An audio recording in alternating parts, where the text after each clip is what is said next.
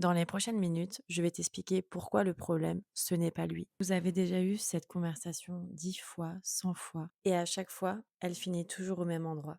Le même mur, le même silence. Il s'agit de faire à manger, faire la vaisselle, débarrasser, t'occuper des enfants, les emmener à l'école. Bref, et tout ça en étant une femme qui travaille. Toi, t'as l'impression de radoter. Lui, il a l'impression que ça va jamais, que t'es jamais contente, que t'as toujours quelque chose à lui reprocher, que tu exagères, que tu cherches la petite bête. Bref. Alors, tu finis par te taire, par laisser couler. T'es fatigué, t'as une charge mentale qui ne cesse d'augmenter et tu finis parfois par te dire que c'est toi le problème ou que t'en demandes trop. Mais dans les faits, tu te sens seule très souvent. Et ton conjoint, dans cette histoire-là, il n'est pas coupable. Et c'est exactement pour ça que la dispute, elle se règle jamais. Tu peux avoir la meilleure communication qui existe, lire tous les livres de développement personnel sur comment mieux communiquer, comment gérer les disputes, prendre sur toi, reformuler. Mais en fait, tu es juste en train de négocier avec quelque chose qui ne te concerne même pas.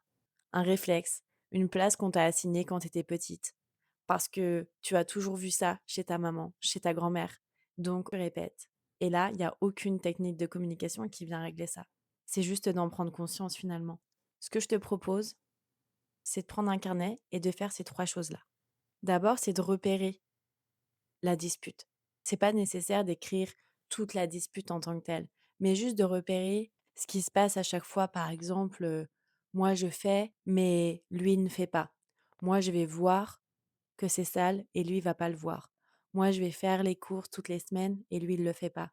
Il va attendre que je lui dise que c'est sale pour qu'il puisse le faire. J'ai l'impression d'être trop quand je demande quelque chose. Tu vois, toutes ces phrases-là, tu peux les écrire et ensuite, à chaque fois que tu vas avoir cette colère qui monte, que tu vas noter ces phrases-là, que tu vas ressentir ces émotions, demande-toi bien, à ce moment-là, quand je ressens ça, qu'est-ce qui appartient vraiment à la situation? Est-ce que c'est un sentiment que je ressentais depuis toujours bien avant lui, quand je vivais chez mes parents vis-à-vis de mon père, de mon frère?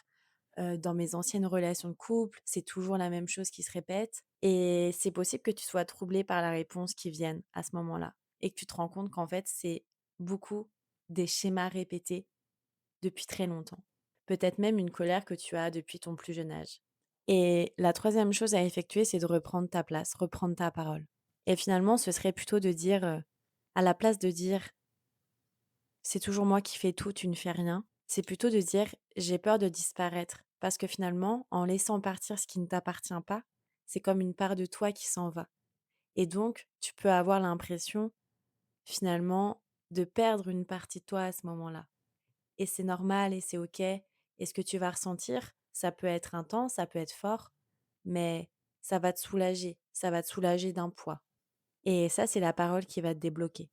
Et en fait, ce que tu ne sais pas, mais c'est qu'à ce moment-là, ce que tu es réellement en train de faire sans le savoir, c'est briser un cycle et reprendre ta place naturellement, celle dans laquelle tu vas te sentir bien, celle qui est la tienne.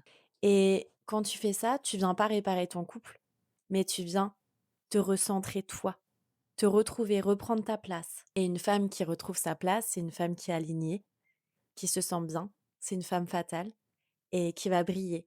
Et tu verras qu'autour de toi, ça va se ressentir, ton couple compris, dans tes relations familiales, dans tes relations avec tes amis, au travail. Si tu es resté jusqu'ici dans cette vidéo, c'est que ça a pu te parler, c'est que tu t'es reconnu dans tout ça.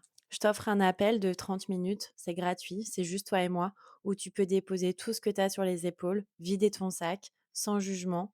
Le lien est directement dans ma bio, en bas. Et n'oublie pas de t'abonner si cet épisode t'a plu. On se voit de l'autre côté. Ciao!